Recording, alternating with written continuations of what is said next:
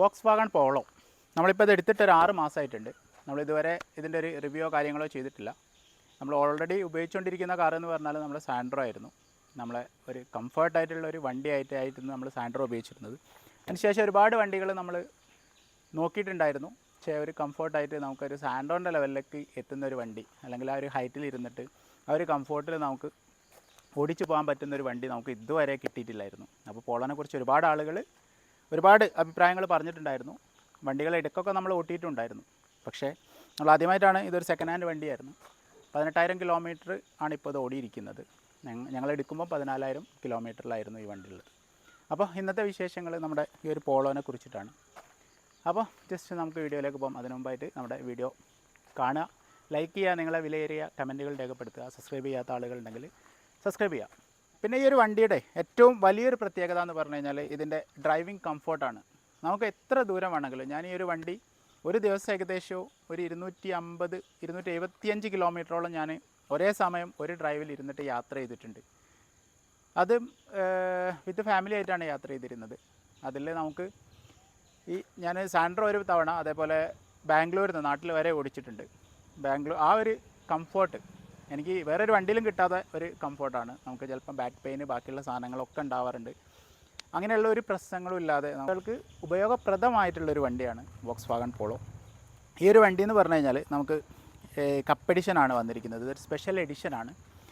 ഇതിൽ നമ്മൾ എടുത്തപ്പം നമുക്ക് കുറച്ച് സെക്കൻഡ് ഓണറായിട്ടാണ് ഞാൻ വന്നിരിക്കുന്നത്. നമ്മൾ കുറച്ച് എക്സ്ട്രാ പൈസ കൊടുത്തിട്ടാണ്, മീൻസ് മാർക്കറ്റ് വാല്യൂവിൻ്റെക്കാളും കുറച്ചുകൂടി ക്യാഷ് അധികം കൊടുത്തിട്ടാണ് നമ്മൾ ഈ വണ്ടി എടുത്തിരിക്കുന്നത്. കാരണം എന്താണെന്ന് വെച്ചാൽ ഇത് 14,000 കിലോമീറ്റർ ആയിരുന്നു നമ്മൾ എടുത്തപ്പം ഓടിയിരുന്നത്. പിന്നെ ഒരു സിംഗിൾ ഓണറാണ്, ചെറിയ കിലോമീറ്റർ ഓടിയിട്ടുള്ളൂ. ഇതിൻ്റെ ഇൻറ്റീരിയർ ബാക്കിയുള്ള കാര്യങ്ങളൊക്കെ പക്ക ആയിരുന്നു. അതുകൊണ്ട് തന്നെ നമുക്ക് ഇതൊരു ശരിക്കും പറഞ്ഞു കഴിഞ്ഞാൽ പുതിയൊരു വാഹനമായിട്ടാണ് നമുക്ക് ഫീൽ ചെയ്യുന്നത്. പിന്നെ നമ്മൾ എടുത്തതിന് ശേഷം നമുക്ക് ഇതിലൊരു വർക്ക് കാര്യങ്ങൾ സർവീസ് ചെയ്തിട്ടുണ്ടായിരുന്നു. എക്സ്ട്രാ വർക്ക് കാര്യങ്ങളൊന്നും വന്നിട്ടില്ല. പിന്നെ പലരും പറയുന്നൊരു കാര്യം എന്ന് വെച്ചാൽ ഇതിൻ്റെ സെൻസർ കാര്യങ്ങൾ ഇതിൽ ഒരുപാട് കംപ്ലയിൻറ്റ്സ് വരുന്നുണ്ട് എന്ന് പറയുന്നുണ്ട്. അപ്പോൾ അങ്ങനെയുള്ള ഒരു എക്സ്പീരിയൻസ് എനിക്കില്ലാത്തത് കൊണ്ട് ഞാൻ അതിലേക്ക് കൂടുതലായിട്ട് പോകുന്നില്ല. അപ്പം നമുക്ക് ഇനി ജസ്റ്റ് നമുക്ക് ഈ വാഹനത്തിൻ്റെ ഉള്ളിൽ ഡ്രൈവിംഗ് സീറ്റിൻ്റെ കാര്യങ്ങൾ ബാക്കിയുള്ള കാര്യങ്ങളിലേക്കൊന്ന് പോയി നോക്കാം.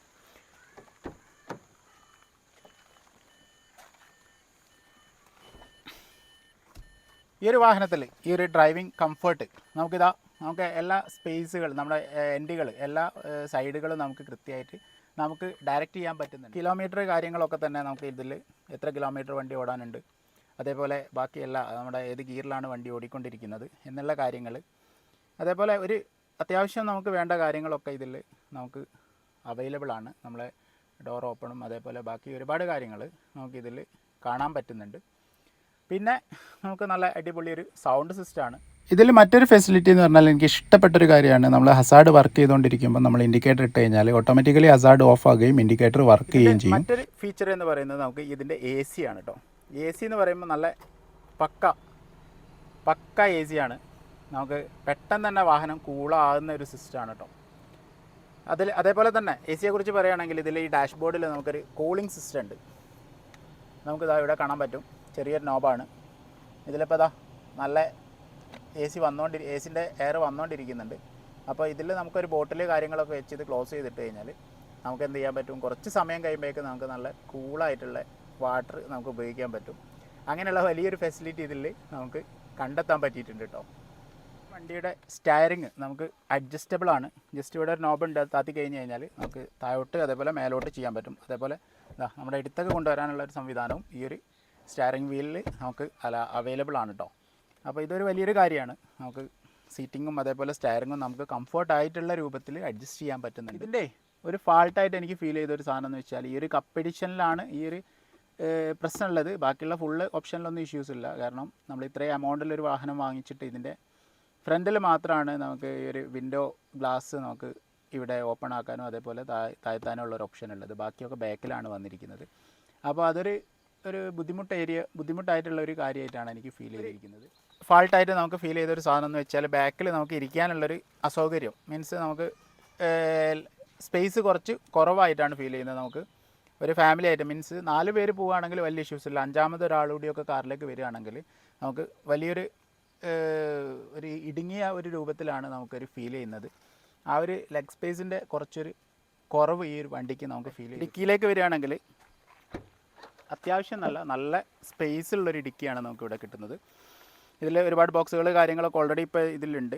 അപ്പോൾ അത് വലിയൊരു അഡ്വാൻറ്റേജ് ആയിട്ടാണ് നമുക്ക് ഫീൽ ചെയ്തിരിക്കുന്നത്. ഇതിൻ്റെ മറ്റൊരു ഫീച്ചർ എന്ന് പറഞ്ഞു കഴിഞ്ഞാൽ നമ്മുടെ ബാക്ക് ഗ്ലാസ് ഈ ഒരു ഓപ്ഷനിൽ മാത്രമേ ഇതാവൂ. നമുക്ക് ബാക്കിൽ കുട്ടികൾ ബാക്കിയുള്ള ആളുകളൊക്കെ ഉണ്ടെങ്കിൽ ഒരു സേഫ്റ്റി ഫീച്ചറായിട്ട് ഇവർ സെറ്റ് ചെയ്തിരിക്കുന്ന ഒരു കാര്യമാണ്. സേഫ്റ്റിയാണ് മുഖ്യം. അതും നമ്മുടെ പോളോയിലുള്ള ഒരു കാര്യമാണ്. നമ്മൾ മാരുതിൻ്റെ ഒക്കെ ആണെങ്കിൽ ഒരുവിധം വണ്ടിൻ്റെ ഒക്കെ ഫുള്ളായിട്ട് താഴോട്ട് പോകുന്നൊരവസ്ഥ. ഇതിലൂടെ കുട്ടികൾ ചാടിപ്പോകാനുള്ള സ്ഥിതിവിശേഷമൊക്കെ ഉണ്ടാവാറുണ്ട്. റിയർ വൈപ്പർ വരുന്നുണ്ട്. ഇതൊരു സ്പെഷ്യൽ എഡിഷൻ ആയതുകൊണ്ടാണ് ഇത് നമുക്ക് അവൈലബിൾ ആയത് കേട്ടോ. ഇനി നമ്മളെ ഇതിൻ്റെ ഇഞ്ചന് ജസ്റ്റ് ഒന്ന് നമുക്ക് നോക്കാം. ഈ വണ്ടി 2019 കംഫോർട്ട് ലൈനാണ് കേട്ടോ. 999 cc ആണ്, 3 സിലിണ്ടറാണ്, 1 ലിറ്റർ പെട്രോൾ എഞ്ചിനാണ്. ഇതിൻ്റെ മാക്സിമം പവർ വരുന്നത് 109 bhp ആണ്. അത് 5000 rpm വരെ എത്താം. അതേപോലെ മാക്സിമം ടോർക്ക് 175 Nm ആണ്. അത് 1750 rpm വരെ പോകുന്നുണ്ട്. ട്രാൻസ്മിഷൻ വരുന്നത് മാനുവലാണ്. ഇതിൻ്റെ ലെങ്ത്ത് വരുന്നത് 3971 mm ആണ്. വിഡ്ത്ത് 1682 mm ആണ്. ഹൈറ്റ് 1469 mm ആണ്. അതേപോലെ വീൽ ബേസ് വരുന്നത് 2470 ആണ്. ഗ്രൗണ്ട് ക്ലിയറൻസ് 168 mm മാത്രമേ ഉള്ളൂ എന്നുള്ളൊരു പ്രശ്നമുണ്ട്. ഏറ്റവും വലിയൊരു പ്രയാസമായിട്ട് പല ആളുകളും പറയുന്നൊരു കാര്യം എന്ന് വെച്ചാൽ ഇതിൻ്റെ സെൻസറുകളാണ്. ഒരുപാട് സെൻസറുകൾ ഈ വാഹനത്തിന് ഉണ്ട് എന്നുള്ളത് കൊണ്ട് തന്നെ നമുക്ക് ചില സമയങ്ങളിൽ ബ്രേക്ക് ഡൗണിന് സാധ്യത കൂടുതലായിട്ട് പലരും പറയാറുണ്ട്. എനിക്കിതുവരെ അങ്ങനെ ഒരു ഫീലിംഗ് വന്നിട്ടില്ല. അപ്പോൾ അങ്ങനെയുള്ള ഒരു അഭിപ്രായങ്ങൾ ഫ്രണ്ട്സിൻ്റെ ഇടയിൽ നിന്നൊക്കെ കിട്ടിയത് ഞാനൊന്ന് ഷെയർ ചെയ്തേ ഉള്ളൂ. അതേപോലെ ഇതിൻ്റെ റിവേഴ്സ് ലൈറ്റ് ബാക്കിൽ ഒന്ന് മാത്രമേ വന്നിരിക്കുന്നുള്ളൂ. അതുകൊണ്ട് രാത്രികളിലൊക്കെ നമുക്ക് അതൊരു വലിയൊരു പോരായ്മയായിട്ട് പലപ്പോഴും ഫീൽ ചെയ്തിട്ടുണ്ട്. അതിൻ്റെ കാരണം എന്താണെന്ന് വെച്ചാൽ ഇതിൻ്റെ ബാക്ക് സൈഡിൽ റൈറ്റ് സൈഡിൽ ഒരു ഹസാർഡ് ഓൾറെഡി കമ്പനി സെറ്റ് ചെയ്തിട്ടുണ്ട്. അത് നമുക്ക് ഫ്രണ്ടിൽ അതിൻ്റെ സ്വിച്ച് വരുന്നുണ്ട്. അതിട്ട് വെച്ച് കഴിഞ്ഞാൽ നമുക്ക് യാത്രകളിൽ മഴക്കാലത്ത് അങ്ങനെയുള്ള സംഭവങ്ങളൊക്കെ ഉപയോഗിക്കാൻ പറ്റുന്ന ഒരു ഫീച്ചർ ഉള്ളത് കൊണ്ടാണ് ഇങ്ങനെയുള്ളൊരു ബുദ്ധിമുട്ട് നമുക്ക് വന്നതെന്നും നമുക്ക് മനസ്സിലാവുന്നുണ്ട്. ക്ലിയറൻസ് കുറവ് എന്നുള്ളതാണ്. നമ്മൾ അത്യാവശ്യം മീൻസ് 4 അല്ലെങ്കിൽ 5 പേരോ ഒക്കെ വരികയാണെങ്കിൽ ഇത് ബാക്ക് സൈഡ് നമുക്ക് ഈ ഒരു പമ്പർ ഭാഗം അടിയിൽ ഒരയുന്ന അല്ലെങ്കിൽ തട്ടുന്ന ഒരു ഫീല് പലപ്പോഴും ആയിട്ടുണ്ട്. റോഡ് അങ്ങനെയുള്ള കാര്യങ്ങളിലേക്കൊക്കെ പോകുമ്പോൾ ചെറിയൊരു ബുദ്ധിമുട്ടായിട്ട് നമുക്ക് ഫീൽ ചെയ്തു. നമ്മുടെ പോളോൻ്റെ ഒരു ഏറ്റവും വലിയൊരു കാര്യം എന്ന് വെച്ചാൽ നമുക്ക് കംഫോർട്ടായിട്ട് ഡ്രൈവ് ചെയ്യുക എന്നുള്ളതാണ്. അതിന് വെല്ലാൻ പറ്റിയ വേറൊരു വാഹനം ഈ ഒരു ചെറു കാർ ശ്രേണിയിൽ ഇതേപോലെ വേറെ എനിക്ക് ഓൾറെഡി എൻ്റെ അറിവിൽ അവൈലബിൾ അല്ല എന്നാണ് ഞാൻ മനസ്സിലാക്കുന്നത്. അത്രയും കംഫോർട്ടാണ്. അതേപോലെ സ്റ്റെബിലിറ്റി ഉണ്ട്. വണ്ടി നമുക്ക് ലാഞ്ച് അങ്ങനെയുള്ള സംവിധാനങ്ങളൊന്നുമില്ല. നമ്മളിപ്പോൾ സ്പീഡ് എടുത്തു കഴിഞ്ഞാലും വണ്ടി ഇപ്പോൾ 80-ലാണുള്ളത്. 80-ന്ന് കയറി ഇപ്പോൾ 100-ലൊക്കെ എത്താൻ പോവാണ്. ഇപ്പോൾ ഈ വണ്ടിക്ക് യാതൊരു ഇഷ്യൂസും ഇല്ല. നമുക്ക് ബ്രേക്ക് സിസ്റ്റവും കാര്യങ്ങളും ഒക്കെ വളരെ പെർഫെക്റ്റ് ആയിട്ടാണുള്ളത്. അതുകൊണ്ട് തന്നെ നമുക്ക് സ്പീഡ് എടുക്കുമ്പോൾ നമുക്കൊരു പ്രശ്നങ്ങൾ കാര്യങ്ങളൊന്നും ഫീൽ ചെയ്യുന്നില്ല. അത് വണ്ടി ചവിട്ടിയാൽ അല്ലെങ്കിൽ വണ്ടി ബ്രേക്ക് ചെയ്താൽ നിൽക്കും എന്നുള്ളൊരു പ്രതീക്ഷ ഉള്ളത് കൊണ്ട് തന്നെ നമുക്ക് അത്രയും കംഫോർട്ടാണ് സാധനം. അതേപോലെ പോളോനെ കുറിച്ചിട്ട് ആളുകൾ പറയുന്ന വലിയൊരു കംപ്ലൈൻറ്റ് എന്ന് പറയുമ്പോൾ മൈലേജാണ്. എന്നെ സംബന്ധിച്ചിടത്തോളം മൈലേജ് ഈ ഒരു വണ്ടിക്ക് അത്യാവശ്യം കിട്ടുന്നുണ്ട് എന്നുള്ള ഒരു രീതി തന്നെയാണ് എനിക്ക് ഫീൽ ചെയ്യുന്നത്. ഒരു 18 കിലോമീറ്ററൊക്കെ ഹൈവേയിൽ എനിക്ക് പിന്നെ AC-യിൽ തന്നെ ഇതിന് മൈലേജ് കിട്ടുന്നുണ്ട്. പിന്നെ ഇതിൻ്റെ ഒരു പ്രശ്നം എന്ന് പറഞ്ഞു കഴിഞ്ഞാൽ നമ്മുടെ ഓവറായിട്ട് ആക്സിലേറ്റർ വന്ന് കാലെടുക്കാതെ യൂസ് ചെയ്തുകൊണ്ടിരിക്കുകയാണെങ്കിൽ മൈലേജ് ഷോർട്ട് വരുന്നുണ്ട്. അങ്ങനെയുള്ള ഒരു പ്രോബ്ലം ആയിരിക്കാം പലർക്കും ഫീൽ ചെയ്യുന്നതെന്നാണ് മനസ്സിലാക്കുന്നത്. കാരണം നമ്മളെ ഇപ്പോൾ ഈ ഒരു സമയത്തൊന്നും ഞാൻ ആക്സിലേറ്റർ കൊടുക്കുന്നതല്ല, വണ്ടി അങ്ങനെ മൂവ് ചെയ്യാണ്. അപ്പോൾ ആ ഒരു മൂവിങ് കൂടുതലായിട്ട് ഈ ഒരു പോളോക്ക് ഫീൽ ചെയ്യുന്നുണ്ട്. കാരണം നമ്മൾ ആക്സിലേറ്റർ കൊടുത്തില്ലെങ്കിൽ ഒരു പരിധി വരെ കുറച്ച് കൊടുത്തിട്ട് പിന്നെ നമ്മൾ കാലെടുത്ത് കഴിഞ്ഞാൽ പിന്നെ ഒരുപാട് വണ്ടി അങ്ങനെ മൂവ് ചെയ്യുന്നൊരു സ്ഥിതി വിശേഷമാണ് ഇതിലുള്ളത്. അതുകൊണ്ട് തന്നെ മൈലേജിന് എനിക്ക് ഈ ഒരു പവറിൽ ഈ ഒരു ഫെസിലിറ്റിയിലും ഈ ഒരു ബോഡി വെയ്റ്റിലും ഇതൊരു പിന്നെ മൈലേജ് ഷോർട്ടായിട്ട് എനിക്ക് ഒരിക്കലും ഫീൽ ചെയ്തിട്ടില്ല. അപ്പോൾ ഇതൊക്കെയാണ് ഇന്നത്തെ നമ്മുടെ പോളോയുടെ വിശേഷങ്ങൾ കേട്ടോ. അപ്പോൾ ഈ ഒരു വീഡിയോ നിങ്ങൾക്ക് ഇഷ്ടമായിട്ടുണ്ടെന്ന് വിചാരിക്കുന്നു. ഇഷ്ടമായിട്ടുണ്ടെങ്കിൽ തീർച്ചയായിട്ടും ലൈക്ക് ചെയ്യുക. ഈ ഒരു വീഡിയോ നിങ്ങൾ ഷെയർ ചെയ്യണം. അതേപോലെ സബ്സ്ക്രൈബ് ചെയ്യുക.